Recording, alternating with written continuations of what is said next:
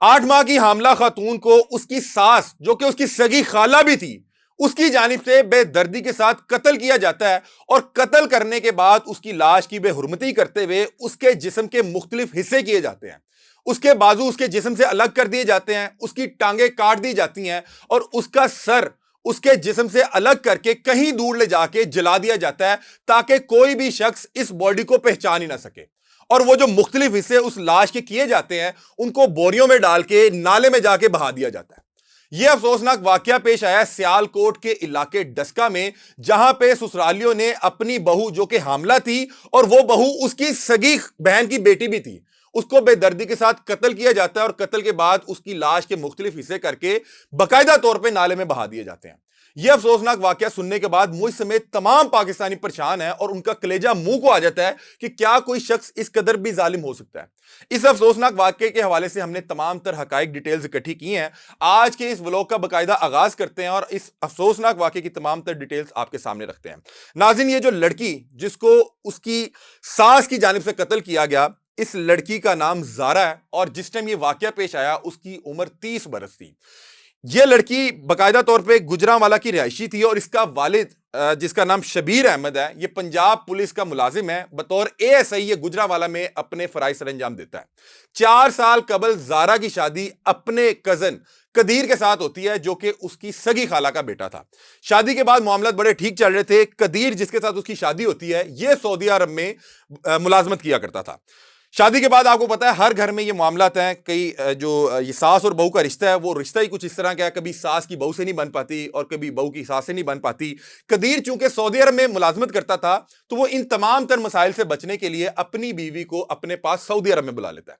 और इन मियाँ बीवी के मामला बड़े अच्छे अंदाज में चल रहे थे, दोनों एक दूसरे से मोहब्बत भी करते थे और बड़ा अच्छा रिश्ता चल रहा था। और अल्लाह ताला इनको औलाद जैसी नेमत से नवाजता है। और इस वक्त जब ये वाकया पेश आया, ज़ारा की जो है 2 से 2.5 साल का एक बच्चा भी था। ये लोग बड़े अच्छे अंदाज में सऊदी अरब में जिंदगी बसर कर रहे थे और कुछ अरसा पहले एक बार फिर अल्लाह ताला इन्हें औलाद जैसी नेमत से नवाजने का फैसला करता है। और इस वक्त जब ये वाकया पेश आया, ज़ारा 8 माह की हामला थी। ज़ारा 1 माह कबल सऊदी अरब से पाकिस्तान वापस आती है, इस गर्ज से कि उसकी ख्वाहिश ये थी कि उसका बच्चा पाकिस्तान में आंख खोले। ये वापस आके अपने वालिद शबीर अहमद के घर जाती है और वहां पे कुछ दिन गुजारने के बाद फैसला करती है कि मुझे अपने ससुराल भी जाना है, अपने सास और अपनी नंदों से भी मिलना है। इसके वालिद ज़ारा को डस्का में इसके ससुराल छोड़ आते हैं। जैसे ही शबीर अहमद ज़ारा को ससुराल छोड़ के आते हैं, तो उसका उस खातून से राब्ता मुनक़ता हो जाता है। वालिद कोशिश करता रहता है, फोन करता है, लेकिन ज़ारा का नंबर मिल नहीं पाता। और उधर जो सऊदी अरब में उसका हस्बैंड था, वो भी मुतअद्दिद बार कॉल्स करने की कोशिश करता है, लेकिन उसका अपनी बीवी से राब्ता नहीं हो पाता। कदीर, जो कि इस खातून का शौहर था, वो अपनी माँ को फोन करता है कि मेरा ज़ारा से राब्ता नहीं हो पा रहा, ज़ारा कहाँ है? जिस पे वो खातून, जो उसकी माँ है, वो बताती है कि मुझे नहीं पता कि ज़ारा कहाँ है, मेरा खुद उससे कोई राब्ता नहीं है। तो उसका शौहर कदीर अपने ससुर को फोन करता है कि शबीर साहब, ज़ारा कहाँ है? तो वो बताते हैं कि मैं तो ज़ारा को तुम्हारे घर तुम्हारी माँ के हवाले करके आया हूं। तो कहते हैं मेरा उससे राब्ता हो नहीं पा रहा, आप जाके खुद चेक करें। शबीर अहमद, जो गुजरांवाला में बतौर एएसआई अपने फराइज सर अंजाम देता है, खुद भी एक पुलिस वाला है, वो जाता है अपनी बेटी के ससुराल और उनसे जाके पूछता है कि ज़ारा कहाँ है। जिसपे जो ज़ारा की सास, जिसका नाम सुगरा बीबी है, वो बताती है कि ज़ारा अपने यार, अपने किसी अशना के साथ, अपने किसी आशिक के साथ भाग चुकी है और हम तो खामोशी से उसको तलाश कर रहे हैं।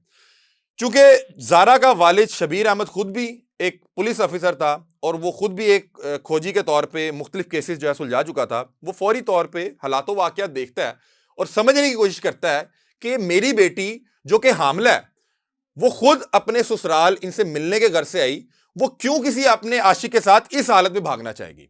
उसी दौरान वो देखता है कि घर में उसका बच्चा, जिसकी उम्र 2 से 2.5 साल है, वो मौजूद था। तो उसको शक गुजरता है कि माँ, जो कि इस वक्त खुद हामला है और चंद दिनों में उसको अल्लाह ताला एक बार फिर औलाद से नवाजने वाला है, और वो अपने बच्चे से जो मोहब्बत करती है उसकी इंतहा उसके सामने थी। तो उसने सोचा कि ऐसा मुमकिन नहीं हो सकता कि वो अपने बच्चे को छोड़ के किसी आशना के साथ या किसी भी घर से उस घर से निकली हो। तो वो फौरी तौर पे जाके मुतलका थाने में अगवा का पर्चा दर्ज करवाता है, उसकी सास, उसकी नंद और दीगर लोगों को नामजद करने के बाद। जब पंजाब पुलिस इस एफआईआर, जिसमें अगवा का जो है दरख्वास्त दी गई कि मेरी बेटी को अगवा किया गया, इस फैमिली को गिरफ्तार करती है और रवायती अंदाज में इनसे पूछती है, तो फौरी तौर पे ये जो सुगना बीबी और उसकी जो बेटी यास्मीन, इनको जब रवायती अंदाज में पूछा जाता है तो ये तमाम तर वाकया जो है उसका इतराफ कर लेते हैं, तमाम तर जुर्म का, और बताते हैं कि हमने जारा को पहले बेहोशी की दुआ दी और उसके बाद बाकायदा तौर पे उसका सांस बंद करते हुए उसको मौत के घाट उतारा और फिर उसकी लाश को गायब करने के गर्ज से हमने उसकी लाश के मुख्तलिफ हिस्से किए। उन मुख्तलिफ हिस्सों को बोरी में बंद करके हमने जाके नाले में बहा दिया और जो उसका सर था, ताकि कोई पहचान ना सके, उसको कहीं दूर ले जाके उसको बाकायदा तौर पे जला दिया गया ताकि किसी किस्म का कोई सबूत मौजूद ही ना रहे। और जब ये शबीर साहब आए तो हमने इनको बताया कि आपकी बेटी जो है अपने किसी आशिक के साथ भाग चुकी है। इनके एतराफ़े जुर्म के बाद इन लोगों को गिरफ्तार कर लिया गया और अब ये लोग अपनी सजा और अपने अंजाम के इंतजार में जो है पंजाब पुलिस के पास मौजूद हैं। और आप सोचें कि ये कितने सफाक मुल्ज़मान होंगे जिन्होंने अपनी बहू जो कि हामिला है उस पर जुल्म के पहाड़ डाए। और आप देखें, नॉर्मली हमने देखा है कि हमारे यहाँ डोमेस्टिक वायलेंस के केसेस बहुत ज्यादा हैं, लेकिन आप देखें कि ये उसकी सगी खाला का भी घर था और वालिद ने इस घर में उसको ब्याह इस घर से था कि ये सगी खाला है, ये इसको मां वाला प्यार देगी। लेकिन वहां पे मामला क्या थे कि इस खातून जो कि सुगरा बीबी, उस जारा नामी जो औरत जिसको मार दिया गया, उसकी जो सास है, उसे यह बर्दाश्त नहीं हो रहा था कि मेरा बेटा इस औरत से इतना प्यार क्यों करता है या इनके मामला इतने अच्छे क्यों हैं। और शादी के बाद वो जो कदीर है वो सऊदी अरब से अगर उसको पैसे भिजवाने भी पड़ते थे तो वो अपनी बीवी के अकाउंट में भेजा करता था। ये वो तकलीफ थी जिससे तंग आके इस खातून ने अपनी बेटी, जिसका नाम यास्मीन है, उसका आगे बेटा अब्दुल्ला और उसका एक और रिश्तेदार जो है वो बताया जा रहा है, सोनी उसका नाम है, उसको ये लालच दिया कि तुम्हें इटली भिजवाया जाएगा अगर तुम हमारे साथ मिलके ये घिनौना काम करो।